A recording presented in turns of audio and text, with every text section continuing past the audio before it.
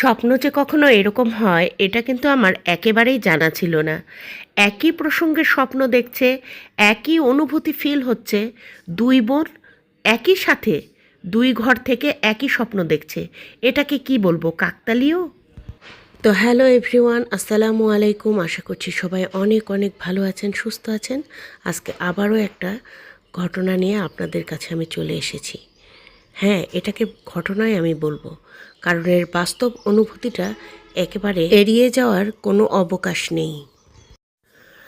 ঘটনাটা আমি শুরু থেকেই বলছি আপনাদের, তাহলে আপনারা বুঝতে পারবেন। তো শীতের দিন আর কি, শীতের দিন তো জানেনই, আগে ভাগেই বেলাটা পড়ে যায়, মনে হয় চারিদিকে একটু অন্ধকার তাড়াতাড়ি নামে, ছোট দিন আর কুয়াশাচ্ছন্ন থাকে। আর কুয়াশার জন্য মেঘলা মেঘলা লাগে চারিদিকে, আলোটা একটু কম মনে হয় সূর্যের। তো যাই হোক, বিকালবেলা আসরের নামাজের একটু আগে দিয়ে ওই সবাই মিলে আমরা বেড়াতে গেলাম। তো আমাদের ওখানে হিন্দু পাড়া বলে বা পাটনি পাড়া বলে। পাটনি মানে আপনাদেরকে একটু বুঝিয়ে যদি বলি তাহলে বলতে হয় ওই যে বাঁশের কুলা তৈরি করে, চালুন তৈরি করে, ডালা তৈরি করে, সরপেশ তৈরি করে, তো এইরকম আর কি।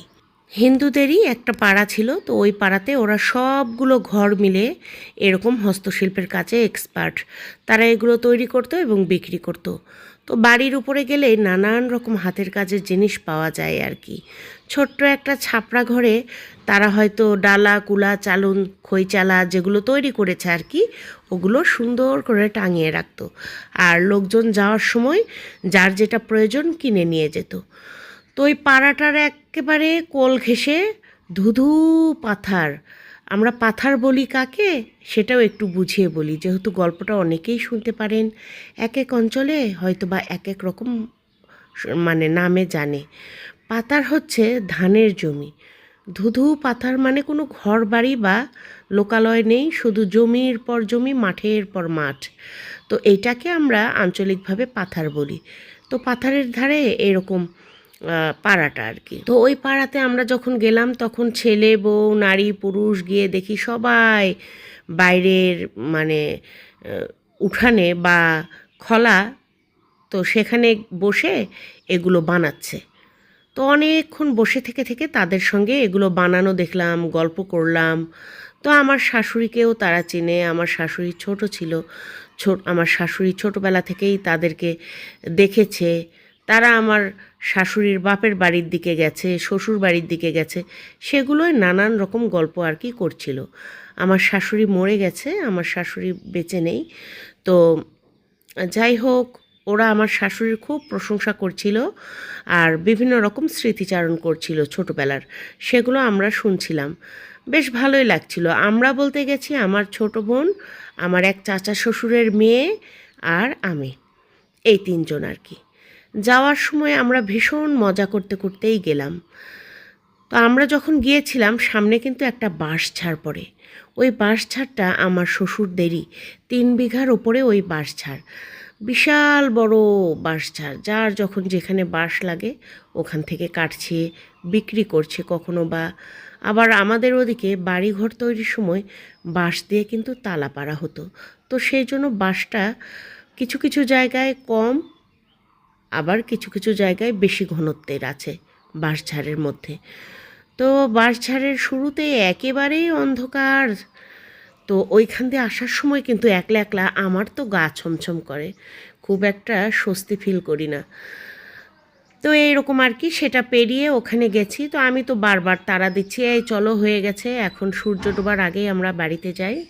ওরা ওইখানে একটু দেরি করছিল, আর আমার ছোট বোনও চারদিকে ঘুরে দেখছিল, আর আমি তো ওখানে চেয়ার নিয়ে রীতিমতো বসে গেছি ওদের গল্প শুনতে আর ওদের হাতের কারুকাজ দেখতে।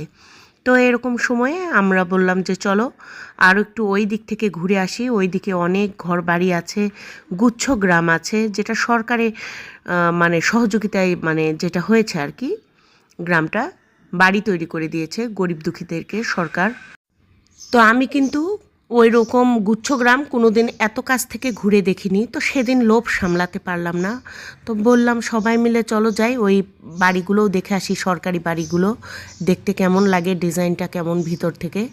তো আমরা সবাই মিলে গেলাম ঘুরতে ঘুরতে। একটা পুকুর আছে, পুকুর পাড়ে ওইরকম বাড়ি ঘরগুলো, আর ওই পুকুরের পাশ দিয়ে রাস্তা ধরে হাঁটতে হাঁটতেই ঠিক দক্ষিণ পশ্চিম কোণে একটা বিশাল বড় বট গাছ। ওই গাছটা বিশাল বড়। তো আমার ননদ বলছিল আর কি, আমার চাচা শ্বশুরের মেয়ে, সে আমাদের সঙ্গে ছিল, বলছিল যে ভাবি আপনি এই গাছটার ভিডিও করেন। তো আমি বললাম যে কেন রে, এই গাছটার ভিডিও করতে হবে? শুধু ওই গাছটাই ওখানে এত বড় ছিল, ওর থেকে বড় গাছ আর ছিল না ওইখানে।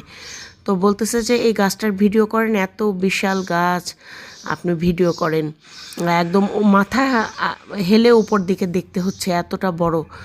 তো এই গাছটার সুন্দর করে ভিডিও করেন, এটার অনেক ভিউ আসবে। আমি কই কী যে বলিস, একটা গাছ দেখার জন্য কে ভিউ দেবে রে? তো এরকম আর কি আমরা হাসি ঠাট্টা করছিলাম, মজা করছিলাম, নানান রকম কথা প্রসঙ্গে আসছিল। তো আমি আবার কিছুটা ভিডিও করেছিলাম ওই গাছটার। তো আমার বোনও কিছুটা ভিডিও করলো। আর আমার চাচা শ্বশুরের মেয়ে, সে কিন্তু কোনো ভিডিও করেনি। তার হাতে ক্যামেরা থাকলেও, মানে মোবাইল ফোন থাকলেও সে ভিডিও করেনি। আমরা দুই বোনে একটু ভিডিও করছি। আর আমি বউ হিসেবে এত বছর ধরে আছি ওই গ্রামে, কোনো দিন ওই দিকটাই বেড়াতে যাইনি। তো ওইখানে আমার চাচা শ্বশুরের মেয়ে অনেক ইয়ার্কি ফাজলামো করতেছিল, এখানে ভূত থাকে, এই থাকে, সেই থাকে, এখনই একটা বের হলে আপনি কি করবেন, কী রকম হবে। তো এরকম বিভিন্ন রকম কথা বলতেছিল। তো আমি বলতেছি দেখ, এখন সন্ধ্যা নামবে একটু পর, এখন এইরকম ফাজলামোগুলো করিস না, আমার শুনতে ভালো লাগে না, আর এরকম ফাজলামো করতে হয় না। তো আমি ওকে এরকম করে নিষেধ করে দিলাম আর কি। আর শীতকাল ছিল, ওই যে বলেছিলাম প্রথম দিকেই, তো মাঠের মধ্যে থেকে পাকা ধান কেটে কেটে আনছিল। আমাদের গ্রামেরই একটা ছেলে ধান কেটে ভ্যানের মধ্যে করে সে ধানগুলো নিয়ে আসছিল, ধানের আটিগুলো বাড়িতে এনে ধানগুলো প্রসেস করবে, এই আর কি। তো আমি আবার দেখা হলো ওর সঙ্গে, অনেক কথা বললাম যে এরকম সময়ে ভাবি আপনারা এখানে বেড়াতে আসছেন, একটু পর সন্ধ্যা নামবে। তো আমি আবার বললাম যে হ্যাঁ রে, আমরা এখন চলে যাচ্ছি। তো এরকম সন্ধ্যার মতো হয়ে আসছে যেই, তো আমরা চলে আসলাম। আজানের একটু আগে আগেই এসেছি, মাগরিবের আজান পর্যন্ত কিন্তু ওখানে থাকিও নি, একটু আগে আগেই চলে এসেছি। তো যে যার মতো চলে গেল, আমার চাচা শ্বশুরের মেয়ে তার বাড়িতে চলে গেল, আর আমি আর আমার বোন আমার বাড়িতে চলে আসলাম। আমাদের বাড়ি দুজনের দুই দিকে কিন্তু। তো সেই রাতটা বাড়িতে এসে বললাম আমরা অনেক কিছু দেখে এসেছি, অনেক গল্প করলাম আর কি সবার সঙ্গে রাত্রেবেলা খাবার খেতে খেতে। তো সবাই মিলে গল্পগুজব করতে করতে রাতের খাবারটা শেষ করে আমরা ঘুমিয়ে গেলাম। পরদিন সকালে উঠে কিন্তু আমরা চলে এসেছি আমাদের পাঁচ বিবির বাড়িতে চলে এসেছি। তো ওইখানে আসার পর আমার হাজব্যান্ড ছিল এখানে পাঁচবিবিতে, সে গিয়ে মানে যায়নি, আমরা গিয়েছিলাম শুধু সেবার গ্রামের বাড়িতে। তো আমার হাজব্যান্ড আমাকে জিজ্ঞাসা করতেছে যে কোথায় কোথায় ঘুরলা, কি করলা। তো আমি বললাম যে এরকম আমরা ওই বট গাছ আছে ওখানে হিন্দু পাড়াতে গিয়েছিলাম, অনেক রকম জিনিস তৈরি করা দেখেছি, ও সব কিছু আর কি গল্প করে বললাম তাকে। তো আমার হাজব্যান্ড বলতেছে ওই যে গাছটা তুমি দেখেছো, ওই গাছটার বট গাছটার মানে কি নাম আছে জানো? আমি বললাম যে না, জানি না। তো বলতেছে ওখানে তোমরা কেন গেছো, ওই জায়গাটা ভালো না, ওখানে হিন্দুদের মধ্যে কবর দেয় যাদেরকে, তাদের কবর আছে। তারপরে ওখানে নাকি আত্মহত্যা করেছিল একটা মানুষ, সেই মানুষটার নাম হচ্ছে ন্যাড়া বলে ডাকতো, সেই মানুষটাকেই ন্যাড়া বলে ডাকতো। তো ওর কবর আছে ওখানে, আর ওই গাছটার নাম ন্যাড়া বটতলা। ওই ন্যাড়া বটতলা যখন বলছে, তো আমি বললাম যে হইতে পারে এরকম নাম থাকে, তবে নামটা একটু আজবই লাগলো, ন্যাড়া আবার তার বটতলা, এটা কেমন করছে। হ্যাঁ, ওখানে ওর কবর আছে, ওই জন্য ওকে বলে যে ন্যাড়া বটতলা ওই জায়গাটার নাম। এখন গ্রামের মানুষ যদি আমার এই গল্পটা শুনে থাকেন, তারা হয়তো হাসির ছলেই নেবেন বা কোনো গুরুত্ব হয়তো বা দেবে না, তাই না? কিন্তু সবার সঙ্গে কিন্তু লাইফে সব কিছু ঘটে না। তো যাই হোক, সেদিন তো আমরা গ্রামের বাড়িতে আসলাম, রাতভর গল্প টল্প করে খাবার দাবার খেয়ে আমরা ঘুমিয়ে পড়লাম।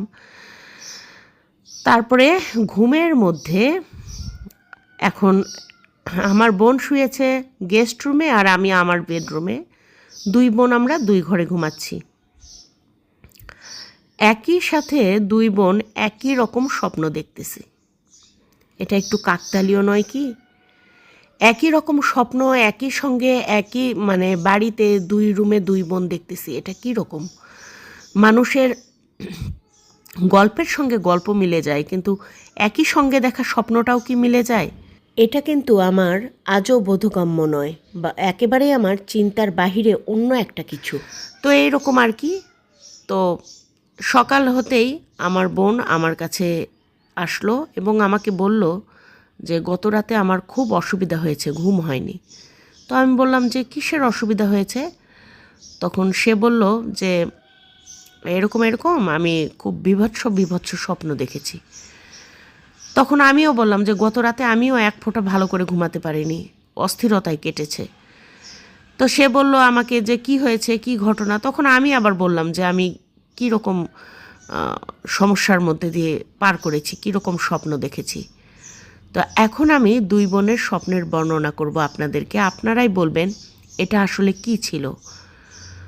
আপনাদের মধ্যে যদি এক্সপার্ট কেউ থেকে থাকেন, প্যারানর্মাল এই টাইপের যদি থেকে থাকেন কেউ, অবশ্যই আমাকে কমেন্ট করে জানাবেন, অন্তত আমার একটু হলেও উপকার হবে যে এই জিনিসটা কি ছিল। তো আমার বোন নাকি স্বপ্ন দেখতেছে যে তাকে কোনো একটা পুরুষ মানুষ তার শরীরে টাচ করার চেষ্টা করতেছে স্বপ্নের মধ্যে, তাকে চাকু দিয়ে দিয়ে কোপ দেওয়ার জন্য বারবার চেষ্টা করতেছে ঘুমের মধ্যে। বারবার আমার বোন হাত চেপে চেপে ধরতেছে তার, যাতে তার গায়ে কোপটা না বসে। ততবারই সে জোর জবরদস্তি করে গায়ের ভিতর চাকু দিয়ে কোপ দেওয়ার চেষ্টা করতেছে। আর আমার বোন দোয়া দরুদ পড়তেছে যখন, তখন পারতেছে না, একেবারে ধস্তাধস্তির মতো করতেছে। তারপরে অনেক কিছু মানে চেষ্টা করার পরেও যখন সে পারেনি, আমার বোন আয়তাল কুরসি পড়েছে স্বপ্নের মধ্যে, ইস্তেগফার পড়েছে, লা হাওলা ওয়ালা কুওয়াতা ইল্লা বিল্লাহিল আলিয়্যিল আযীম, এটা পড়েছে নাকি। তারপরে বুকে ফু দিয়ে আমার বোন শুয়ে পড়েছে। তারপরেও সে নাকি ঘুমের মধ্যে এমনভাবে টাচ করছে আমার বোনকে, আমার বোন একবারে ঘুমের থেকে উঠে বাস্তবে উঠে বসেছে যে এটা কি ছিল, এইভাবে টাচ কে করতে পারে, মানে এই রকম আর কি। তো ওই স্বপ্নগুলো বারবার ওই যতবারই ঘুমানোর চেষ্টা করতেছিল ততবারই এরকম করে ওর স্বপ্নের মধ্যে এই জিনিসগুলো হচ্ছিল। সে কিন্তু একেবারেই ভেঙে পড়েছে স্বপ্ন দেখে, ভয়ে সে সারা রাত ভালো করে ঘুমাতেই পারেনি। তো বলতেছে যে আমার চোখ টোক লাল হয়ে গেছে, আর আমার শরীরের মধ্যে এত ক্লান্তি, এত বিষণ্ণতা, আমার কিছুই ভালো লাগতেছে না, আমি সারা রাত কেন এরকম স্বপ্ন দেখলাম। তো ওর এই কথাগুলো শুনে আমিও বললাম যে আমিও তো স্বপ্ন দেখেছি, তবে আমার স্বপ্নটা আরও বিভৎস, এই টাইপেরই স্বপ্ন কিন্তু আরও বিভৎস। তো বন্ধুরা, আমার স্বপ্নটা কেমন জানতে হলে অবশ্যই আগামীকালের মানে ভিডিওতে আপনাদের চোখ রাখতে হবে, অবশ্যই আপনাদেরকে জানাবো। আর সেই সঙ্গে আমার চ্যানেলটি সাবস্ক্রাইব করে সাথে থাকবেন, লাইক কমেন্ট শেয়ার দিতে যেন ভুলবেন না। আল্লাহ হাফিজ, আজকের মতো আসসালামু আলাইকুম।